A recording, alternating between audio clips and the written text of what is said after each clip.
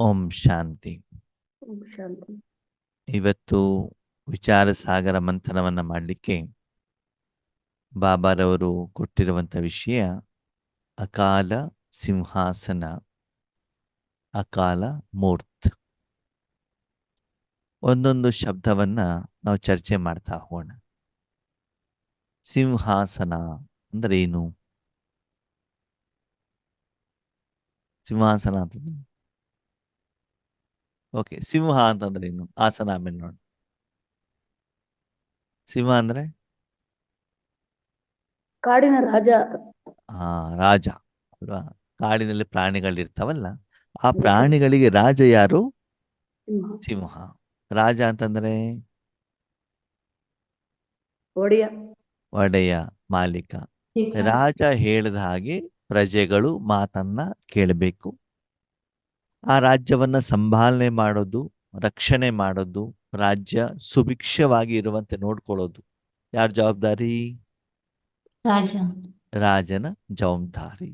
ಹಾಗೆ ನೀವೇನಾಗ್ಬೇಕು? ಕರ್ಮವನ್ನ ಮಾಡ್ಬೇಕಾದ್ರೆ ರಾಜರಾಗ್ಬೇಕು. ರಾಜರಾಗಿ ಯಾರ ಮೇಲೆ ರಾಜ್ಯಭಾರ ಮಾಡಬೇಕು? ಕರ್ಮೇಂದ್ರಿಯಗಳ ಮೇಲೆ. ಪತಿ ಮೇಲೆ, ಮಕ್ಕಳ ಮೇಲೆ, ನಾಯಿ ಮೇಲೆ, ಕುರಿ ಮೇಲೆ ಅಲ್ಲ. ಯಾರ ಮೇಲೆ? ಕರ್ಮೇಂದ್ರಿಯಗಳ. ನಾಟಕದ ಅನುಸಾರ ನಿಮಗೆ ಸಿಕ್ಕಿರುವಂತ ಸೂಕ್ಷ್ಮ ಕರ್ಮೇಂದ್ರಿಯ, ಮನ, ಬುದ್ಧಿ, ಸಂಸ್ಕಾರ ಮತ್ತು ಶರೀರ. ಕಣ್ಣು, ಕಿವಿ, ಕೈ, ಕಾಲು, ಮೂಗು. ಇದರ ಮೇಲೆ ನಾನು ರಾಜ್ಯಭಾರವನ್ನ ಮಾಡಬೇಕು ಅಂತಂದ್ರೆ, ರಾಜ್ಯಭಾರ ಮಾಡ್ಲಿಕ್ಕೆ ಒಂದು ಚೇರ್ ಬೇಕಲ್ಲ, ಒಂದು ಆಸನ ಬೇಕಲ್ಲ, ಬೇಕೋ ಬೇಡೋ? ಊಟ ಮಾಡ್ಬೇಕಾದ್ರೆ ಒಂದ್ ರೀತಿ ಕುತ್ಕೊಳ್ತೀವಿ, ಬರಿಬೇಕಾದ ಒಂದ್ ರೀತಿ ಕುತ್ಕೊಳ್ತೀವಿ, ಓದ್ಬೇಕಾದ ಒಂದ್ ರೀತಿ ಕುತ್ಕೊಳ್ತೀವಿ ಅಂತಂದ್ರೆ ಶರೀರ ಹೇಳುವಂತ ಸಾಧನವನ್ನ ಒಂದು ಆಸನದಲ್ಲಿ ನಾವು ಕೂಡಿಸ್ತೀವಿ. ಓಕೆ, ಇಲ್ಲಿ ಯಾವ ಆಸನದಲ್ಲಿ ಕುತ್ಕೊಳ್ಬೇಕಂತ ಬಾಬಾ ಹೇಳ್ತಾರೆ? ಸಿಂಹ ಆಸನ ಅಂದರೆ ರಾಜನ ಸ್ಥಿತಿಯಲ್ಲಿ ಕುತ್ಕೊಳ್ಬೇಕು. ಅದ್ರ ಮೇಲೆ ರಾಜನಾಗಿ ರಾಜನ ಸಿಂಹಾಸನದ ಮೇಲೆ ಕುತ್ಕೊಂಡು ರಾಜ್ಯಭಾರವನ್ನ ಮಾಡಬೇಕು. ಅಧಿಕಾರ ಇವತ್ತು ವರ್ತಮಾನದಲ್ಲಿ ಸಮಯದಲ್ಲಿ ಆದ್ಮೇಲೆ ಪ್ರಪಂಚದಲ್ಲಿ ಪ್ರಜಾರಾಜ್ಯ ಇದೆ. ಪ್ರಜೆಗಳಿಂದ ಪ್ರಜೆಗಳಿಗಾಗಿ ಪ್ರಜೆಗಳೇ ಮಾಡುವಂತ ರಾಜ್ಯಭಾರ. ಅವರಲ್ಲಿ ನೀವು ಯಾರನ್ನ ಸೆಲೆಕ್ಟ್ ಮಾಡಿ ಕಳಿಸ್ತೀರೋ, MLA MP, ಅವ್ರು ಹೋಗ್ಬಿಟ್ಟು ಸೀಟಲ್ಲಿ ಕುತ್ಕೊಂಡಾಗ ಅವಾಗ ಅವ್ರಿಗೆ ಏನಿರ್ತದೆ? ಬೆಲೆ ಇರ್ತದೆ ಅಲ್ವಾ? ಅವ್ರು ಎಲೆಕ್ಷನ್ ಅಲ್ಲಿ ಸೋತ್ರು ಅಂತ ತಿಳ್ಕೊಳ್ಳಿ, ಅವಾಗ ಅವ್ರಿಗೆ ಬೆಲೆ ಇರುತ್ತಾ? ಇಲ್ಲ, ಇರೋದಿಲ್ಲ. ಬೆಲೆ ಎಲ್ಲಿವರೆಗೆ? ಸೀಟಲ್ಲಿ ಕೂತಿರೋರು. ಸೀಟಲ್ಲಿ ಕೂತ್ಕೊಳ್ಳೋವರೆಗೆ, ಮಿನಿಸ್ಟರ್ ಆಗೋವರೆಗೆ. ಹೌದು ತಾನೆ ಅಲ್ವಾ? ಡ್ರೈವರ್ಗೆ ಬೆಲೆ ಎಲ್ಲಿವರೆಗೆ? ಡ್ರೈವರ್ ಸೀಟ್ ಇರೋವರೆಗೂ. ಪಕ್ಕದ ಸೀಟ್ ಮೇಲೆ ಕೂತ್ಕೊಂಡವ್ರಿಗೆ ಬೆಲೆ ಇಲ್ಲ ಅಲ್ವಾ? ಹೌದು. BMTC ಡ್ರೈವರು ಬಸ್ ಮೇಲೆ ಕೂತ್ಕೊಂಡ್ರೆ ಮಾತ್ರ ನಶೆ. ಅದೇ ಪಕ್ಕದಲ್ಲಿ ನಿಂತ್ಕೊಂಡ್ಬಿಟ್ಟು ಮನೆಗೆ ಹೋಗ್ತಾ ಇದ್ರೆ ಅವನಿಗೇನಿಲ್ಲ, ಅಷ್ಟು ಬೆಲೆ ಇರೋದಿಲ್ಲ. ಹಾಗೆ ಕರ್ಮ ಕರೆಕ್ಟಾಗಿ ಆಗ್ಬೇಕು ಅಂತಂದ್ರೆ ನೀನೇನ್ ಮಾಡ್ಬೇಕು? ಪ್ರಕೃತಿಯ ಸಿಂಹಾಸನದಲ್ಲಿ ಮೇಲೆ ಕೂತ್ಕೊಂಡು ನಿನ್ನ ಕರ್ಮೇಂದ್ರಿಯಗಳಿಗೆ ಅಧಿಕಾರದಿಂದ ಆರ್ಡರ್ ಮಾಡ್ತಾ ಏನ್ ಮಾಡ್ಬೇಕು? ನೀನು ಕರ್ಮವನ್ನ ಮಾಡಬೇಕು. ಆವಾಗ ಕರ್ಮ ಏನಾಗುತ್ತೆ? ಯಥಾರ್ಥವಾಗತ್ತೆ. ನೀನು ರಾಜನಾಗಿಲ್ಲ, ನೀನು ಸ್ಟ್ರಾಂಗ್ ಆಗಿಲ್ಲ, ಶಕ್ತಿಯುತ ಆಗಿಲ್ಲ ಅಂದ್ರೆ ಏನಾಗ್ತದೆ? ರಾಜ ಸ್ಟ್ರಾಂಗ್ ಆಗಿಲ್ಲ ಅಂದ್ರೆ ಏನಾಗ್ತದೆ? ಪ್ರಜೆಗಳೇ ಬಂದ್ಬಿಟ್ಟು ಸಿಂಹಾಸನ ಮೇಲೆ ಕುತ್ಕೊಂಡ್ಬಿಡ್ತಾರೆ. ಹೌದು ತಾನೆ? ಪ್ರಜೆಗಳು ಯಾರು? ಕರ್ಮೇಂದ್ರಿಯಗಳು. ಮನಬುದ್ಧಿ ವಿಶೇಷವಾಗಿ ಅಲ್ವಾ? ಆತ್ಮ ಶಾಂತಿ ಬೇಕು ಅಂತ ಹೇಳ್ತದೆ, ನಾಲ್ಗೆ ಗೋಬಿ ಮಂಚೂರಿ ಬೇಕು ಅಂತ ಹೇಳ್ತದೆ, ಕಣ್ಣು ಊರು ಸುತ್ತಬೇಕು ಅಂತ ಹೇಳ್ತದೆ, ಕಿವಿ ಫೀಲ್ ಮಾಡಿ ಕೇಳಬೇಕು ಅಂತ ಅನ್ಸತ್ತೆ ಅಲ್ವಾ? ಶರೀರ AC ಬೇಕು ಅಂತ ಹೇಳತ್ತೆ. ಅವಾಗ ಆತ್ಮನ ಮಾತನ್ನು ಕೇಳೋದೇ ಇಲ್ಲ. ಇಂದ್ರಿಯಗಳ ಸುಖ ಕೊಡೋದಲ್ಲಿ ಆತ್ಮ ಏನಾಗ್ಬಿಡ್ತದೆ? ಬ್ಯೂಸಿ ಆಗ್ಬಿಡ್ತದೆ ಅಲ್ವಾ? ಅದಕ್ಕಾಗಿ ಮಗು, ನೀನು ಆ ಸಿಂಹಾಸನದ ಮೇಲೆ ಕೂತ್ಕೋ ಅಂತ ಹೇಳ್ತಾರೆ ಬಾಬಾ. ಓಕೆ, ಇಲ್ಲಿ ಅಕಾಲ ಅಂತಂದ್ರೆ ಏನು? ಭಗವಂತ ಹೇಳ್ತಾರೆ, ಯಾವ ಸಿಂಹಾಸನ ನಿಮ್ಗೆ ನಾಟಕದಲ್ಲಿ ಸಿಕ್ಕಿದ್ಯೋ ಆ ಸಿಂಹಾಸನವನ್ನ ನಿಮ್ಮಿಂದ ಯಾರೂ ಕಿತ್ಕೊಳ್ಳಿಕ್ ಸಾಧ್ಯ ಇಲ್ಲ. ಹೌದು ಅಲ್ವೋ? ಹೌದು. ಸತ್ಯಯುಗದಲ್ಲಿ ನೀವು ರಾಜರಾಗ್ತೀರಿ, ಹೌದಾ? ಹೌದು. ಹುಟ್ಟಿದ ತಕ್ಷಣದಲ್ಲಿ ನೀವು ರಾಜರಾಗಿರೋದಿಲ್ವಲ್ಲ? ಹೌದು. ಅಲ್ವಾ? ಓಕೆ, ನಿಮ್ಗೆ ರಾಜ್ಯ ಆಯ್ತು, ಪಟ್ಟಾಭಿಷೇಕ ಆಯ್ತು. ಎಂಡ್ ಆತ್ಮ ಶರೀರ ಬಿಡಬೇಕಾದ್ರೆ ಆ ವ್ಯಕ್ತಿ ಏನ್ ಮಾಡ್ಬೋದು? ಆತ್ಮ ಬೇರೆಯವರಿಗೆ ರಾಜ್ಯದ ಜವಾಬ್ದಾರಿಯನ್ನು ಕೊಡ್ಬೋದಲ್ಲ ತನ್ನ ಮಗನಿಗೆ. ಹೌದು. ಅವಾಗ ಸಿಂಹಾಸನದಿಂದ ಕೆಳಗಡೆ ಇಳಿಬೇಕೋ ಬೇಡವೋ ಅವನು? ಇಳಿಲೇಬೇಕು. ಅವಾಗ ಸದಾಕಾಲ ಸಿಂಹಾಸನದ ಮೇಲೆ ಕೂತ್ಕೊಳ್ಳಿಕ್ಕೆ ಆಗತ್ತಾ? ಆಗಲ್ಲ. ಸರಿ, ಇವಾಗ ಇವತ್ತು ವರ್ತಮಾನ ಸಮಯದಲ್ಲಿ ಮಿನಿಸ್ಟ್ರಿ ಇದ್ದಾರೆ. ಓಕೆ, ಚೀಫ್ ಮಿನಿಸ್ಟರ್ ಇರ್ಬೋದು, ಪ್ರೈಮ್ ಮಿನಿಸ್ಟರ್ ಇರ್ಬೋದು, ಯಾವುದೇ ಮಿನಿಸ್ಟರ್ ಇರ್ಬೋದು. ಪರ್ಮನೆಂಟ್ ಆಗಿ ಆ ಸೀಟಲ್ಲಿ ಕೂತ್ಕೊಳ್ಳಿಕ್ಕೆ ಆಗತ್ತಾ? ಇಲ್ಲ. ಆಗಲ್ಲ. ಯಾರು ಬೇಕಾದ್ರೂ ಕಾಲು ಎಳೆದಿರ್ಬೋದು. ಹೌದಾ? ಯಾವುದೇ ಕೋರ್ಟ್ ಕೇಸ್ ಬಂದ್ಬಿಡ್ಬೋದು, ಸುಳ್ಳು ಆಪಾದನೆಗಳ್ಬೋದು. ಯಾವುದೋ ಒಂದು ಕಾರಣದಿಂದ ಆ ಸೀಟನ್ನ ಆ ವ್ಯಕ್ತಿ ಬಿಡಬೇಕಾದಂತ ಅನಿವಾರ್ಯತೆ ಬರಬಹುದು. ಅದು ಪರ್ಮನೆಂಟ್ ಅಲ್ಲ. ಹೌದೋ ಅಲ್ವೋ? ಹೌದು. ಭವಿಷ್ಯದ ವಿಶ್ವ ಮಹಾರಾಜನ ಸೀಟೇ ಇರಬಹುದು, ಅಥವಾ ವರ್ತಮಾನ ಸಮಯದ ಪ್ರಜಾರಾಜ್ಯನೇ ಇರಬಹುದು, ದ್ವಾಪರ ಯುಗದಿಂದ ನಡೆದಿರುವಂತ ರಾಜ್ಯ ಸಂಪ್ರದಾಯನೇ ಇರಬಹುದು. ಅದು ಯಾವುದು ಪರ್ಮನೆಂಟ್ ಅಲ್ಲ. ಪರ್ಮನೆಂಟ್ ಯಾವುದು? ಅಕಾಲ ಸಿಂಹಾಸನ. ಆತ್ಮ ಭ್ರಕುಟಿಯಲ್ಲಿ ಕುಳಿತುಕೊಂಡು ಏನು ಪಾತ್ರವನ್ನ ಮಾಡತ್ತೋ ಅದು ಪರ್ಮನೆಂಟ್. ಅಕಾಲ. ಅಂದ್ರೆ ಕಾಲ, ಸಮಯ ಅಥವಾ ಯಾವುದೇ ವ್ಯಕ್ತಿ, ಯಾವುದೇ ಶಕ್ತಿ ನಿನ್ನಿಂದ ಆ ಸೀಟನ್ನ ಕಿತ್ಕೊಳ್ಳಿಕ್ಕೆ, ನಿನ್ನನ್ನ ಅಲ್ಲಾಡಿಸ್ಲಿಕ್ಕೆ ಸಾಧ್ಯ ಇಲ್ಲ. ಆದರೆ ನೀನು ಶಕ್ತಿಯುತವಾಗಿಲ್ಲ ಅಂತಂದ್ರೆ ಏನಾಗ್ತದೆ? ಏನಾಗತ್ತೆ? ಕರ್ಮೇಂದ್ರಿಯಗಳ ಗುಲಾಮ ಆಗ್ಬಿಡ್ತೀವಿ. ಅವಾಗ ಮಾಯೆ ಬಂದ್ಬಿಟ್ಟು ನಿಮ್ಗೆ ಏನ್ ಮಾಡ್ಬೋದು? ತೊಂದರೆ ಕೊಡ್ಬೋದು. ವಿಶೇಷವಾಗಿ ಭೂತ ಪ್ರೇತಾತ್ಮಗಳಿರ್ತಾವಲ್ಲ, ಅವು ಬಂದ್ಬಿಟ್ಟು ನಿಮ್ಗೆ ಏನ್ ಮಾಡೋದು? ತೊಂದರೆ ಕೊಡಬಹುದು. ಹೌದಾ? ನಿಮ್ಮ ಶರೀರದ ಮೇಲೆ ಬೇರೆ ಯಾರ್ದು ರಾಜ್ಯಭಾರ ಮಾಡ್ಲಿಕ್ಕೆ ಆಗತ್ತಾ?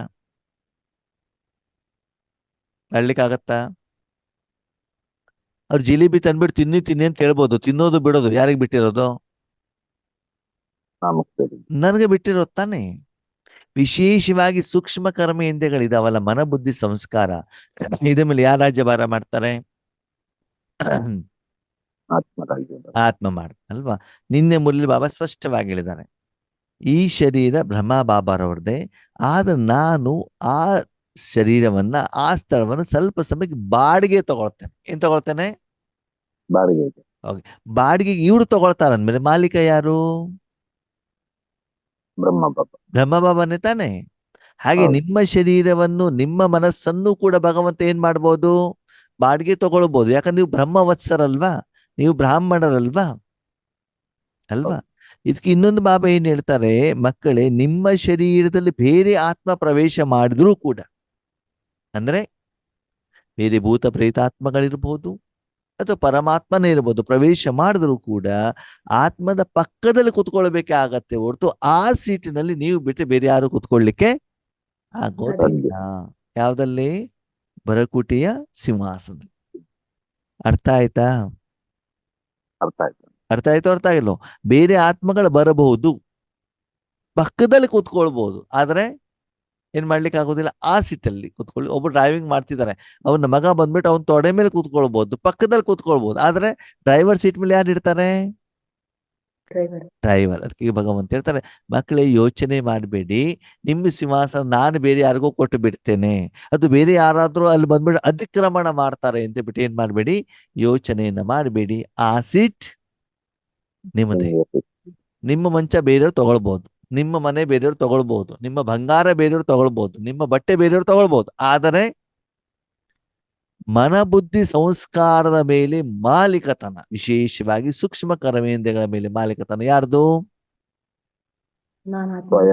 ನಿಮ್ದೇ ಅಲ್ವಾ? ಸರಿ, ಬೇರೆ ಆತ್ಮ ನಿಮ್ಮಲ್ಲಿ ಪ್ರವೇಶ ಮಾಡ್ತು ಅಂತ ತಿಳ್ಕೊಳ್ಳಿ. ಆವಾಗ ಆ ಆತ್ಮ ನಿಮ್ಮ ಮನಬುದ್ಧಿ ಸಂಸ್ಕಾರವನ್ನು ಉಪಯೋಗ ಮಾಡತ್ತೋ, ಅವರ ಮನಬುದ್ಧಿ ಸಂಸ್ಕಾರವನ್ನು ಉಪಯೋಗ ಮಾಡ್ತಾರೋ? ಹೌದಲ್ವಾ? ಹೌದು, ನಮ್ದಲ್ವಲ್ಲ. ಅಂದ್ಮೇಲೆ ನಿಮ್ಮ ಮನಬುದ್ಧಿ ಸಂಸ್ಕಾರದ ಮೇಲೆ ಅಧಿಕಾರ ಯಾರ್ದು? ಅಲ್ವಾ? ಪರಮಾತ್ಮನು ಬಂದ್ಬಿಟ್ಟು ಅವರ ಮನಬುದ್ಧಿ ಸಂಸ್ಕಾರವನ್ನು ಉಪಯೋಗ ಮಾಡಬಹುದೇ ಹೊರತು ನನ್ನ ಮನಬುದ್ಧಿ ಸಂಸ್ಕಾರದ ಮೇಲೆ ಸಂಪೂರ್ಣ ಅಧಿಕಾರ ಯಾರ್ದು? ನನ್ನದೇನೆ. ಆದರೆ ಆ ಸುಖವನ್ನ, ಆ ಆನಂದವನ್ನ, ಆ ಜೀವನವನ್ನ ಅನುಭವಿಸ್ಬೇಕು ಅಂತಂದ್ರೆ ನೀನು ರಾಜನಾಗಿ ಅನುಭವಿಸ್ಬೇಕು. ಏನ್ ಮಾಡ್ಬೇಕು? ರಾಜ ರಾಜ ಯಾರು? ಆತ್ಮ ಹ, ಪ್ರಜೆ ಯಾರು? ಕರ್ಮೇಂದ್ರಿಯಗಳು.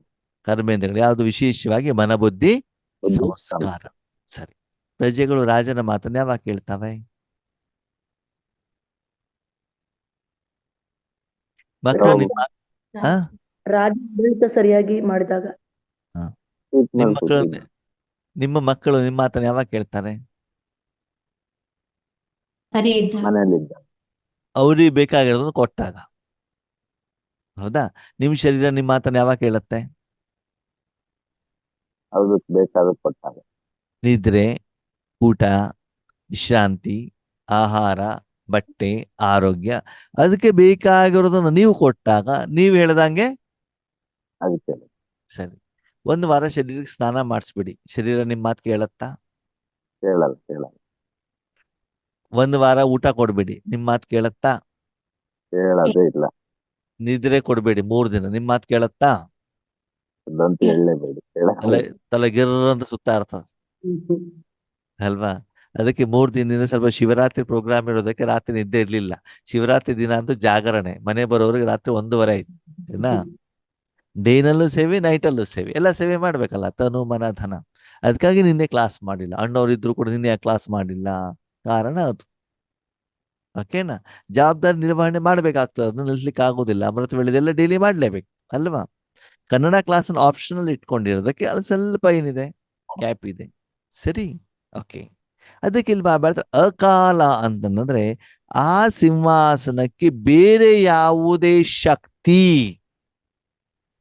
ಮಾಯಿ ಇರ್ಬೋದು, ರಾವಣ ಇರ್ಬೋದು, ಬೇರೆ ಆತ್ಮ ಇರ್ಬೋದು, ಸ್ವಯಂ ಪರಮಾತ್ಮನೂ ಕೂಡ ಯಾವುದೇ ಸೆಕೆಂಡ್, ಯಾವುದೇ ಸಮಯವನ್ನ ಆ ಸಿಂಹಾಸನದಿಂದ ನಿಮ್ಮನ್ನ ಕೆಳಗಡೆ ಇಳಿಸ್ಲಿಕ್ಕೆ ಸಾಧ್ಯ ಇಲ್ಲ. ಸಾಧ್ಯ.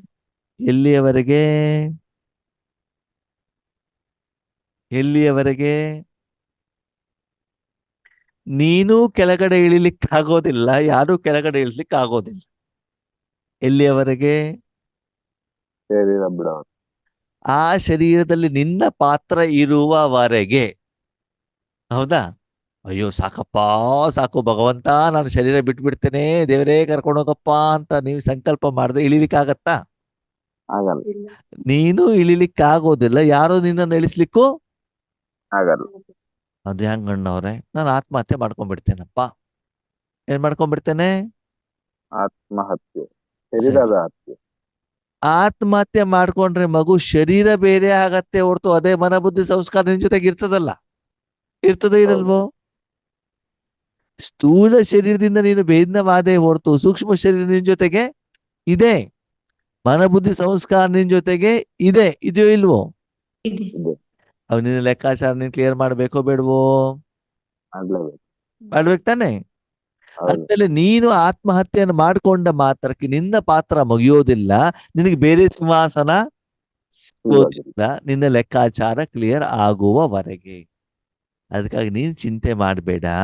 5,000 ವರ್ಷದಲ್ಲಿ ನಿನ್ನ ಸಿಂಹಾಸನ ಯಾರ ಜೊತೆಗೆ ಇರ್ತದೆ? ನಿನ್ನ ಜೊತೆಗೆ ಇರುತ್ತೆ. ನಿನ್ನ ಜೊತೆಗೆ ಇರ್ತದೆ. ಯಾವುದೇ ಸಮಯ, ಯಾವುದೇ ಶಕ್ತಿ, ಯಾವುದೇ ವಸ್ತು, ಯಾವುದನ್ನು ಕೂಡ ನಿನ್ನ ಪಾತ್ರವನ್ನ, ನಿನ್ನ ಪೋಸ್ಟನ್ನ, ನಿನ್ನ ಸಿಂಹಾಸನವನ್ನ ಯಾರು ತೆಗೆದುಕೊಳ್ಳಿಕ್ಕೂ ಆಗೋದಿಲ್ಲ, ಯಾರು ನಿನ್ನ ಹತ್ರ ಕಿತ್ಕೊಳ್ಳಿಕ್ಕೂ ಆಗೋದಿಲ್ಲ. ಆದರೆ ನಿನ್ನ ಸಿಂಹಾಸನಧಾರಿಯಾಗ್ಬಿಟ್ಟು ರಾಜ್ಯಭಾರವನ್ನ ಮಾಡ್ತಾ ಇದೀಯಾ ಅಂತ ಕೇಳ್ತಿದ್ದ. ಅಂದ್ರೆ ರಾಜನಾಗಿ ಆರ್ಡರ್ ಮಾಡ್ತಿದ್ಯಾ, ಹಿಂಗೆ ಮಾಡು ಅಂತ ಆರ್ಡರ್ ಮಾಡ್ತಿದೀಯಾ? ಮಾಡ್ತಾ ಇದ್ದೀವಾ? ಇಲ್ಲ. ಅದು ಪ್ರಜೆ ಆಗ್ಬಿಟ್ಟು ಮಾಡಪ್ಪ ಅಂತ ಬೀಳ್ತಾ ಇದ್ದೀರ. ಏನ್ ಮಾಡ್ತಿದೀವಿ? ಮನಸ್ಸತ್ತ ಕೇಳ್ತಾ ಇದ್ದೀವಿ ಏನಂತ? ಪರಂಧಾಮದಲ್ಲಿ ಕೂತ್ಕೋ ಅಂತ ಹೇಳ್ತಿದೀವಲ್ವಾ? ಬೇಡ್ತಾ ಇದ್ದೇವೋ ಅಧಿಕಾರದಿಂದ ಮಾಡ್ತಾ ಇದ್ದೀವೋ? ಕೆಲವೊಂದ್ ಟೈಮ್ ಬೇಡ್ತಾ ಇದೀವಿ, ಕೆಲವೊಂದ್ ಟೈಮ್ ಅಧಿಕಾರದಿಂದ ಮಾಡ್ತೀವಿ. ಓಕೆ. ಆ ಮನಬುದ್ಧಿ ನಿಮ್ಮ ಮಾತು ಯಾವಾಗ ಕೇಳ್ತದೆ? ಅದಕ್ಕೆ ಏನೇನ್ ಕೊಡ್ಬೇಕು ಅದು ಕೊಟ್ಟಾಗ. ರಾಜಯೋಗ ಮಾಡ್ಬಿಟ್ಟು ನೋಡಿ, ಅವಾಗ ನಿಮ್ಮ ಮಾತು ಕೇಳ್ತದೆ. ಅದಕ್ಕೆ ಶಾಂತಿ ಸರಿಯಾಗಿ ಕೊಡಿ, ಅವಾಗ ನೋಡಿ ಪರಂಧಾಮದಲ್ಲಿ ಇರ್ತದೆ. ಅದಕ್ಕೆ ಬೇಕಾಗಿರೋ ಸುಖ ಸಿಕ್ಕಿದಾಗ ಅಲ್ಲೇ ಕೂತ್ಕೊಳ್ಳುತ್ತಲ್ವಾ? ಯಾರಿಗೆ ಆದ್ರೂ ಅವ್ರಿಗೆ ಬೇಕಾಗಿರೋ ಸಿಕ್ಕಿದಾಗ ಏನಾಗ್ತದೆ? ಆಟೋಮೆಟಿಕಲಿ ಆರಾಮಾಗಿ ಕೂತ್ಕೊಂಡಿರ್ತಾರೆ ಅಲ್ವಾ? ಅದಕ್ಕಾಗಿ ಮಗು, ಯಾವುದೇ ಕರ್ಮವನ್ನ ಮಾಡಬೇಕಾದ್ರೆ ರಾಜನಾಗಿ ನಿನಗೆ ರಾಜಯೋಗವನ್ನು ಕಲಿಸಿರುವಂತ ಕಾರಣದಿಂದ ಅಕಾಲ ಸಿಂಹಾಸನದಲ್ಲಿ ಕೂತ್ಕೊಂಡ್ಬಿಟ್ಟು ಏನ್ ಮಾಡು, ರಾಜ್ಯಭಾರವನ್ನ ಮಾಡು. ನಾನು ಅಧಿಕಾರಿ ಅಂತ ತಿಳ್ಕೊಂಡ್ಬಿಟ್ಟು ಏನ್ ಮಾಡು, ರಾಜ್ಯಭಾರವನ್ನ ಮಾಡು. ನೀನು ಎಷ್ಟು ಮಂತ್ರಿ ಆಗ್ತೀಯೋ, ಅಷ್ಟು ಪ್ರಜೆ ಆಗ್ತೀಯೋ, ಅಷ್ಟು ನಿನ್ನ ಜೀವನ ಸರಿಯಾಗಿ ನಡೀಲಿಕ್ಕೆ ಸಾಧ್ಯವಿಲ್ಲ. ಅದಕ್ಕಾಗಿ ಪ್ರತಿದಿನ ನಿನ್ನ ಕರ್ಮೇಂದ್ರಿಯಕ್ಕೆ ಏನೇನು ಬೇಕು ಅದನ್ನು ಕೊಡ್ತಾ ಹೋಗು. ಅವಾಗ ನೀನೇನಾಗ್ತೀಯ, ರಾಜನಾಗ್ತೀಯ. ಅದಕ್ಕೆ ಬಾಬಾ ಹೇಳ್ತಾರೆ, ಯಾವ ರಾಜ್ಯ ಶ್ರೇಷ್ಠ? ವರ್ತಮಾನ ಸಮಯದ ಸಂಗಮ ಯುಗದ ರಾಜ್ಯ ಶ್ರೇಷ್ಠನೋ ಅಥವಾ ಭವಿಷ್ಯದ ರಾಜ್ಯ ಶ್ರೇಷ್ಠನೋ? ವರ್ತಮಾನ ವರ್ತಮಾನ ಸಮಯದ. ಆ? ಈಗ ನಾವು ವರ್ತಮಾನ. ವಿಶ್ವ ಕಲ್ಯಾಣನು ಕೂಡ ಮಾಡ್ಬೋದಲ್ವಾ? ಹೌದು. ಅವಾಗ ನಮ್ಮ ಮಕ್ಕಳು ಕೇಳ್ತಾರಂತೆ, ಬಾಬನ ಮಕ್ಕಳು, ಬಾಬಾ ಸಿಂಹಾಸನ ಬೇಕು ಅಂತ ಅನ್ಸತ್ತೆ, ನೀನು ಜ್ಞಾನನೂ ಕೊಟ್ಟಿದೀಯ, ನಾವಲ್ಲಿ ಬಿಟ್ಟು ಬ್ರಕುಟಿಯಲ್ಲಿ ಕೂತ್ಕೊಂಡಿದೀವಿ ಅಂತಾನೂ ಹೇಳ್ತಾ ಇರ್ತೀವಿ. ನಾನು ಬ್ರಕುಟಿಯಲ್ಲಿ ಇದ್ದೇನೆ, ಹುಬ್ಬಿನಿಂದ 1.5 ಇಂಚ್ ಒಳಗಡೆ ಇದೆ, ಎಲ್ಲಾನು ಬಾಯಲ್ಲಿ ಹೇಳ್ತಾ ಇರ್ತೇನೆ ಬಾಬಾ, ಆದ್ರೆ ಕರ್ಮೇಂದ್ರಿಯಗಳು ಮಾತೇ ಕೇಳೋದಿಲ್ವೇ, ಏನ್ ಮಾಡೋದು? ಹೇಳ್ತೇವೆ ಹೇಳಲ್ವೋ? ಹೇಳ್ತೀವಿ. ಜ್ಞಾನ ಅಂತೂ ಸರಿ ಇದೆ, ನೀನು ಹೇಳೋದು ಸರಿ, ಪ್ರಕೃತಿ ಸಿಂಹಾಸನದಲ್ಲಿ ಕುತ್ಕೊಳ್ಬೇಕು, ಅಲ್ಲಿದ್ದೇನೆ, ಕರ್ಮೇಂದ್ರನ ಉಪಯೋಗ ಮಾಡ್ಬೇಕು, ರಾಜನ ಎಲ್ಲಾನು ಮಾಡ್ಬೇಕು. ಆದ್ರೆ ಕರ್ಮೇಂದ್ರಗಳು ನಮ್ಮ ಮಾತನ್ನು ಕೇಳೋದೇ ಇಲ್ಲ. ಏನ್ ಮಾಡೋದು ಇವಾಗ? ಏನ್ ಮಾಡೋದು ಹೇಳಿ ನೋಡೋಣ. ನಿಮ್ಮ ಮನೇಲಿ ನಿಮ್ ಚಿಕ್ಕ ಮಕ್ಕಳಿದ್ದಾರೆ, ನಿಮ್ ಮಾತು ಕೇಳೋದಿಲ್ಲ, ಏನ್ ಮಾಡ್ತೀರಿ? ಏನ್ ಮಾಡ್ತೀರಿ? ನಿಧಾನವಾಗಿ ಅವ್ರು ಏನ್ ನಿಧಾನ ಮಾಡಿದ್ರು ನಿಮ್ ಮಾತು ಕೇಳೋದಿಲ್ಲ. ಶಿಕ್ಷಣ ಕೊಡ್ಬೇಕು. ಆ ಶಿಕ್ಷಣ. ಆವಾಗ ಮನೇಲಿ ಪತಿಗೆ ಹೇಳ್ತೀರಿ, ಪತಿ ಬಂದ್ ಸರ್ 4 ಬಾರಿಸ್ತಾರೆ. ಯಾರಿಗೆ? ಕೆಳಗೆ. ಮಕ್ಕಳಿಗೆ. ಅವಾಗ ಸುಮ್ನೆ ಇರ್ತಾರೋ ಇರಲ್ವೋ? ಸುಮ್ನೆ ಇರ್ತಾರೆ. ಸುಮ್ನೆ ಇರ್ತಾ ಅಂತಾನೆ, ಯಾರಿಗೆ ಹೆದರ್ ಬಿಟ್ಟು? ಪ್ರತಿ ಹಾಗೇನೆ ಇಲ್ಲೂ ಕೂಡ ಬಾಬಾ ಹೇಳ್ತಾರೆ, ಆ ಅಕಾಲ ಸಿಂಹಾಸನಧಾರಿ ನಿನಗೆ ಆಗೋದಿಲ್ಲ ಅಂತಂದ್ರೆ ನೀನು ಅಕಾಲ ಮೂರ್ತಿ ಆಗು. ಏನಾಗೋ? ಸಾಲ. ಸಿಂಹಾಸನ ರಾಜ್ಯಭಾರ ಮಾಡ್ಲಿಕ್ಕೆ ಆಗೋದಿಲ್ಲವಲ್ಲ, ಅವಾಗ ನೀನೇನಾಗೋ? ಸಾಲ. ಅಕಾಲ ಮೂರ್ತಿ ಅಂತಂದ್ರೆ ಏನು? ಅದೇ ಹೇಳ್ಬೇಕು ನನಗೆ. ಆ ಅದೇ ಹೇಳಬೇಕು. ಏನ್ ಹೇಳಿ? ಅದ್ ನೀವೇ ಹೇಳ್ಬೇಕು. ನಾವ್ ಹೇಳ್ಬೇಕಾ? Okay. ಮೂರ್ತಿ ಅಂತಂದ್ರೆ ಏನು? ಸುಮ್ನೆ ಕುತ್ಕೊಳ್ಳೋ. ಸ್ವಯಂ ಆಗಿ ಏನೂ ಮಾಡೋದಿಲ್ಲೋ ಅದು ಮೂರ್ತಿ ತಾನೆ. ಹೌದು. ಹೌದು. ಮೂರ್ತಿ ಹೇಳುವಂಥದ್ದನ್ನೇ ರೆಪ್ರೆಸೆಂಟೇಷನ್, ಯಾವುದೋ ಒಂದು ವ್ಯಕ್ತಿಯ ರೆಪ್ರೆಸೆಂಟೇಷನ್ ಅಲ್ವಾ? ಹಾಗೆ ನೀವು ಯಾರ ರೆಪ್ರೆಸೆಂಟೇಟಿವ್ ಆಗ್ಬೇಕು? ಭಗವಂತನ ಭಗವಂತನ ರೆಪ್ರೆಸೆಂಟೇಷನ್ ಆಗ. ಅದಕ್ಕೆ ಬಾಬಾ ಏನ್ ಹೇಳ್ತಾರೆ, ಮಕ್ಕಳೇ, ಸಂಗಮ ಯುಗದಲ್ಲಿ ಅಕಾಲ ಸಿಂಹಾಸನದ ಜೊತೆಗೆ ಅಕಾಲ ಮೂರ್ತಿ ಆಗ್ಬೇಕು ಅಂತಂದ್ರೆ ನಿರಂತರವಾಗಿ ನೀವು ಅಲ್ಲಿ ಭಗವಂತನನ್ನ ಕೊಡಿಸಿ. ಯಾರನ್ನ ಕೊಡಿಸಿ? ಭಗವಂತನನ್ನ ನಾನು ಕುಳಿತುಕೊಬಿಟ್ಟು ನನ್ನ ಕರ್ಮೇಂದ್ರಿಯಗಳ ಮೇಲೆ ನಾನು ರಾಜ್ಯಭಾರ ಮಾಡ್ತಾ ಇಲ್ಲ, ಅಲ್ಲಿ ಯಾರನ್ನ ಕೊಡಿಸಿದ್ದೇನೆ? ಪರಮಾತ್ಮನನ್ನ.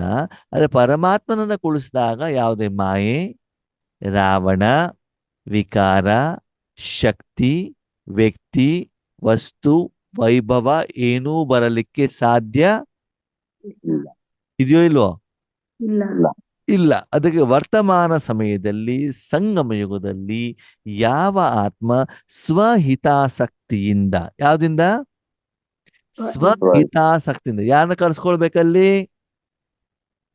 ಪರಮಾತ್ಮ. ಬಾಬಾ ಪರಮಾತ್ಮನ ಕರ್ಸ್ಕೊಳ್ಳಿ. ದಯವಿಟ್ಟು ತುಂಬಾ ಪ್ರೀತಿ ಇದೆ ಅಂತ ಪತಿ ಶರೀರ ಬಿಟ್ಬಿಟ್ಟು ಅವ್ರಿಗೆ ಅವಕಾಶ ಕೊಟ್ಬಿಟ್ಟಿರ ಮತ್ತೆ. ಪತಿ ಆಗ್ಲಿ ಮಕ್ಕಳಾಗ್ಲಿ ನೋಡಿ, ಶರೀರ ಇರುವವರೆಗೆ ಪತಿ ಮನೇಲಿ ಇರ್ಲಿ ಅಂತ ಹೇಳ್ತಾರೆ ಅಲ್ವಾ? ಭೂತ ಪ್ರೀತಾತ್ಮ ಆಗ್ಬಿಟ್ಟು ನಿಮ್ಮ ಮನೆಗೆ ಬರ್ಲಾ ನಿಮ್ ಪತಿ? ಮಕ್ಕಳು, ಅಜ್ಜ ಅಜ್ಜಿ ಯಾರಾದ್ರೂ ಬರ್ಬೋದಾ ನಿಮ್ಮನೆಗೆ? ಇಲ್ಲ. ಬಂದ್ರೆ ಏನ್ ಮಾಡ್ತೀರಾ?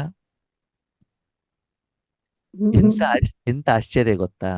ಯಾರಾದ್ರೂ ಶರೀರ ಬಿಟ್ರೆ 12 ದಿನ ಮಾಡ್ತಾರೆ, ವರ್ಷ ಮಾಡ್ತಾರೆ, ತಿಥಿ ಮಾಡ್ತಾರೆ. ಯಾರಿಗೆ? ಶರೀರ ಬಿಟ್ಟವ್ರೆ. ಆ ಶರೀರ ಬಿಟ್ಟು ಆತ್ಮಗಳಿಗೆ. ಆ ಆತ್ಮ ನಿಮ್ ಶರೀರದಲ್ಲೇ ಬರ್ತದೆ ಅಂತಂದ್ರೆ ಮಾಂತ್ರಿಕನ ತಗೊಬಿಟ್ಟು ಬಿಡಿಸ್ಕೊಳ್ತೀರ. ಅವ್ರಿಗೆ ತಿಥಿ ಎದ್ದೆ ಬಿಟ್ಟು ಊಟ ತಿಂಡಿ ಎಲ್ಲ ಮಾಡೋರು ಅವ್ರು ಇರ್ಲಲ್ಲ ನಿಮ್ಮನೇಲಿ, ಏನ್ ತೊಂದ್ರೆ? ಅವಕಾಶ ಕೊಡ್ತಿರೋ ಕೊಡಲ್ವೋ? ಕೊಡಲ್ಲ.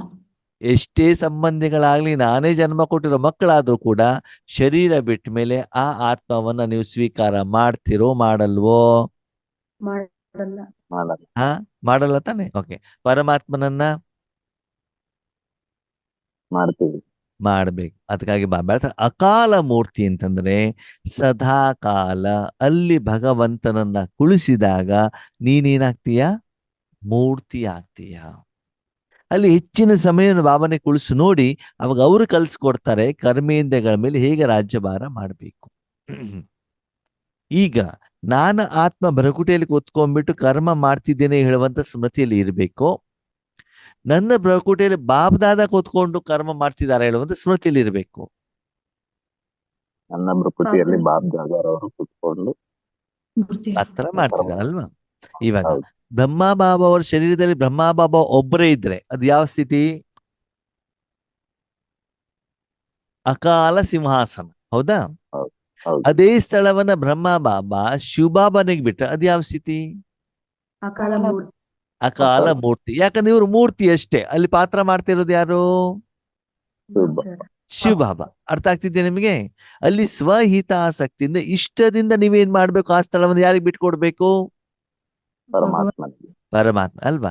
ನಿಮ್ಮ ಶರೀರದ ಮೇಲೆ ಕಂಟ್ರೋಲಿಂಗ್ ಪವರ್ ಯಾರ್ದು ಇರ್ತದೆ? ಪರಮಾತ್ಮ. ಶರೀರದ ಮೇಲೆ ನಿಮ್ದೇ ಇರ್ತದೆ ತಾನೆ? ಓಕೆ, ಸರಿ.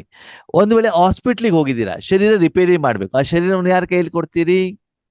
ಡಾಕ್ಟರ್ ಹತ್ರ. ಡಾಕ್ಟರ್ ಕೈಯಲ್ಲಿ ಕೊಡ್ತೇವೆ. ಅವ್ರ ಮೇಲೆ ನಂಬಿಕೆ ವಿಶ್ವಾಸ ಇರ್ಬೇಕಲ್ವಾ? ಅವನು ನಿಮ್ಮನೆಗೆ ಬಂದ್ಬಿಟ್ಟು ನಿಮ್ಮನ್ನ ಎಳ್ಕೊಂಡ್ಬಿಟ್ಟು ಅವನು ಏನ್ ಮಾಡೋದಿಲ್ಲ, ರಾಜ್ಯಭಾರ ಮಾಡೋದಿಲ್ಲ. ನೀವು ಸ್ವ ಹಿತಾಸಕ್ತಿಯಿಂದ ಶರೀರವನ್ನು ಯಾರ ಕೈಯಲ್ಲಿ ಕೊಟ್ಟು ಬಿಡ್ತೀರಾ? ಡಾಕ್ಟರ್. ಡಾಕ್ಟರ್ ಕೈಲಿ. ಹಾಗೆ ಆತ್ಮೇಲೆ ನಮ್ಮ ತನುವನ್ನ, ಮನಸ್ಸನ್ನ, ಧನವನ್ನ, ಜನವನ್ನ, ಸಮಯವನ್ನ, ಸಂಕಲ್ಪ, ಕರ್ಮ, ಕರ್ಮೇಂದ್ರಿಯ, ಕರ್ಮದ ಫಲ, ಜೀವನ ಎಲ್ಲವನ್ನ ಯಾರ ಕೈಯಲ್ಲಿ ಕೊಡಬೇಕು? ಪರಮಾತ್ಮ.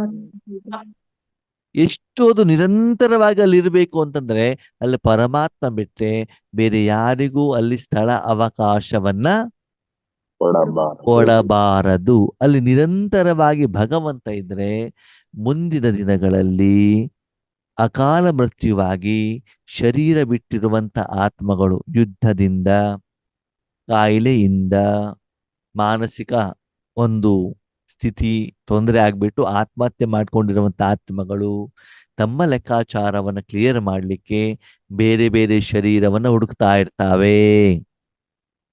ಅವಾಗ ಅವ್ರು ಯಾವ ಶರೀರ ಪಡ್ಕೊಳ್ತಾವೆ? ಯಾವ ಶರೀರ ಸಿಗುತ್ತಾ ಶರೀರ ಯಾವ ಆತ್ಮ ವೀಕ್ ಇದೆಯೋ ಅಲ್ವಾ, ಯಾವ್ದು ಸ್ಟ್ರೆಂತ್ ಇರೋ ಅಲ್ಲಿ ಒಳಗಡೆ ಬಂದ್ಬಿಡ್ತಾ ಅಲ್ವಾ? ಅದಕ್ಕಾಗಿ ನಿಮಗೆ ಅದರ ಪ್ರಭಾವ ಬರಬಾರದು ಅಂತ ನೀವೇನ್ ಮಾಡ್ಬೇಕು? ತಂದೆನ ಈಗಿನಿಂದನೇ ನಿಮ್ಮ ಮನೆ ಎಂಗೇಜ್ ಮಾಡ್ಬೇಕು. ಬಾಪ್ ದಾದನ ಇಟ್ಕೊಂಡ್ಬಿಟ್ಟು ನಿಮ್ಮನೆ ಫುಲ್ ಇದೆ, ಜನ ಇದ್ದಾರೆ ಅಂತಾರೆ, ಅವಾಗ ಏನಾಗತ್ತೆ? ಬೇರೆ ಬರೋದಿಲ್ಲ ಅಲ್ವಾ? ನಿಮ್ ಕಾರ್ ಇದೆ, ಕಾರ್ ಪಕ್ಕದಲ್ಲಿ ಜನ ಕುತ್ಕೊಂಡಿದ್ದಾರೆ, ಅವಾಗ ಇನ್ನೊಬ್ರು ಯಾರು ಬಂದು ಕುತ್ಕೊಳ್ಲಿಕ್ಕೆ ಆಗತ್ತಾ? ಇಲ್ಲ. ಸೀಟ್ ಖಾಲಿ ಇದ್ರೆ ಬಂದು ಅಲ್ವಾ? ಕಾರ್ ಇದೆ, ಖಾಲಿ ಫುಲ್ ಜನ ಇದ್ದಾರೆ, ಯಾರು ಬಂದು ನೋಡಿದ್ರು ಫುಲ್ ಇದೆ, ಬಿದ್ರೆ ಕುತ್ಕೊಳ್ಲಿಕ್ಕೆ ಆಗಲ್ಲ, ಮುಂದೋಗಿ ಅಂತ ಹೇಳ್ತಾರೆ ಅಲ್ವಾ? ಸರಿ, ಈಗ ಯಾರಿಗೆ ಕುಳಿಸೋಣ? ಎಲ್ಲರಿಗೂ ಕರ್ಸು ಬಿಟ್ಟು ಆಮೇಲೆ ಬಾಬ್ದಾದನ ಕುಳಿಸೋದು ಅಥವಾ ಈಗಿನಿಂದ ಕುಳಿಸ್ಬೇಕು? ಈಗಿಂದನೇ. ಯಾಕಂತಂದ್ರೆ ಬೇರೆ ಒಳಗಡೆ ಕರ್ಸು ಬಿಟ್ಟು ಅವ್ರಿಗೆ ಹೊರಗಡೆ ಕಳ್ಸೋದೇನಾಗ್ಬಿಡ್ತದೆ? ಕಷ್ಟ ಆಗ್ತದೆ. ಅದಕ್ಕೆ ಬಾಬಾ ಹೇಳ್ತಾ ಅಕಾಲ ಮುಹೂರ್ತ ಅಂತಂದ್ರೆ ಸಂಗಮ ಯುಗದಲ್ಲಿ. ಬೇರೆ ಸತ್ಯುಗ, ತ್ರೈತಾಯುಗ, ದ್ವಾಪರ ಕಲಿಯುಗದಲ್ಲಿ ಆತ್ಮ ಏನಾಗ್ತದೆ? ಅಕಾಲ ಸಿಂಹಾಸನಧಾರಿ ಆಗ್ತದೆ. ವಿಶೇಷವಾಗಿ ಸತ್ಯುಗ, ತ್ರೈತಾಯುಗದಲ್ಲಿ. ದ್ವಾಪರ ಕಲಿಯುಗದಲ್ಲಿ ಏನಾಗ್ಬಿಡ್ತದೆ? ಸಿಂಹಾಸನ ಹೊರಟೋಗ್ಬಿಡ್ತದೆ. ಏನಾಗ್ಬಿಡ್ತೇವೆ? ಮನುಷ್ಯರಾಗ್ಬಿಡ್ತೇವೆ, ಬೇಡ್ಲಿಕ್ಕೆ ಸ್ಟಾರ್ಟ್ ಮಾಡ್ಬಿಡ್ತೀವಿ ಅಲ್ವಾ? ಸತ್ಯುಗದಲ್ಲೂ ಕೂಡ ಏನಾಗತ್ತೆ? ಶಕ್ತಿ ಇರೋದು ಆತ್ಮದ ಏನಾಗ್ತಾ ಹೋಗ್ತದೆ? ಕಡಿಮೆ ಆಗ್ತಾ ಹೋಗ್ತದೆ. ನಿಜವಾಗ್ಲೂ ಹೇಳಿ, ಇವತ್ತು ನಾವು ರಾಜರಾಗಿದ್ದೇವೋ ಪ್ರಜೆಗಳಾಗಿದ್ದೇವೋ? ಪ್ರಜೆಗಳು ತಾನೇ ಆಗಿದ್ದೀವಿ. ಏನಾಗ್ಬೇಕು? ಅದನ್ನೇ ಬಾಬಾ ನಮ್ಗೆ ಹೇಳ್ತಿದ್ದಾರೆ ಮಕ್ಕಳೇ, ಸದಾ ಅಕಾಲ ಸಿಂಹಾಸನಧಾರಿಗಳಾಗಿ, ಅಕಾಲ ಮೂರ್ತಿಯಾಗಿ ಆ ಸಿಂಹಾಸನದ ಮೇಲೆ ಏನ್ ಮಾಡಿ? ಬಾಬನಿಗೆ ಕುಳಿಸಿ ಡ್ರೈವರ್ ಸೀಟ್. ಈಗ ಬಾಬನ ಪ್ರಶ್ನೆ, ಕಾರ್ ಇದೆ, ಡ್ರೈವರ್ ಸೀಟ್ ಮೇಲೆ ನೀವು ಕೂತ್ಕೊಂಡು ನಿಮ್ಮ ತೊಡೆ ಮೇಲೆ ಮಗನನ್ನ ಅಥವಾ ಬೇರೆಯವ್ರನ್ನ ಕುಳಿಸ್ತಿರೋ ಅಥವಾ ಡ್ರೈವರ್ ಸೀಟನ್ನೇ ಅವ್ರಿಗೆ ಬಿಟ್ಬಿಟ್ಟು ಅವ್ರ ತೊಡೆ ಮೇಲೆ ನೀವು ಕೂತ್ಕೊಳ್ತೀರೋ? ಡ್ರೈವರ್ ಸೀಟ್ ಅವ್ರಿಗೆ ಬಿಟ್ಬಿಟ್ಟು ನಾವು ಹಾ ಹಾಗೆ ಆ ಡ್ರೈವರ್ ಸೀಟನ್ನು ಯಾರಿಗೆ ಬಿಡಬೇಕು? ಭಗವಂತನಿಗೆ ಬಿಡಬೇಕು. ಯಾಕಂದ್ರೆ ಅದು ನಿಮಗೆ ಅಧಿಕಾರ ಐತಿ. ಯಾರಿಗೆ ಅಧಿಕಾರ ಇದೆ? ನಮಗೆ. ಅಲ್ಲ, ನಮ್ಮ ಮನೇಲಿ ಒಂದು ಚೇರ್ ಇದೆ ಅಂತ ತಿಳ್ಕೊಳ್ಳಿ. ಚೇರ್ ಮೇಲೆ ಯಾರು ಕೂತ್ಕೊಂಡಿದ್ದಾರೆ ಇವಾಗ? ನಾವು ಕೂತ್ ಈ ಚೇರ್ ಮೇಲೆ ಯಾರು ಕೂತ್ಕೊಂಡಿದ್ದಾರೆ? ನಾನು ಯೋಗೇಶನ್ನ ಕೂತ್ಕೊಂಡು ಕೂತ್ಕೊಂಡಿದ್ದಾರೆ. ಹೌದಾ? ಸರಿ. ನಮ್ಮಲ್ಲಿ ಯಾರಾದ್ರೂ ನೆಂಟರು ಬರ್ತಾರೆ ಅಂತ ತಿಳ್ಕೊಳ್ಳಿ. ನೆಂಟರು ಬಂದ್ರೆ ಏನ್ ಮಾಡ್ಬೇಕು? ಅವ್ರಿಗೆ ಬಿಟ್ಕೊಡ್ಬೇಕು. ನಿಂತ್ಕೊಂಡು ಮಾತಾಡ್ಬೇಕು. ಬೇರೆ ಚೇರ್ ಇದೆ, ಕೂತ್ಕೊಳ್ಬೇಕು. ಹೌದಾ?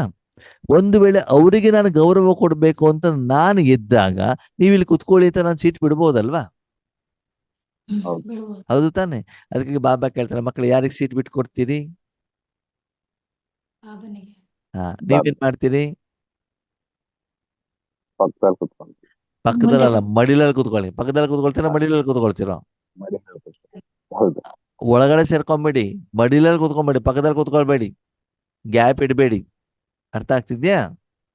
ಅದಕ್ಕಾಗಿ ಮೂರ್ತಿಯಾಗಿ ನೀವು ಅಷ್ಟೇ.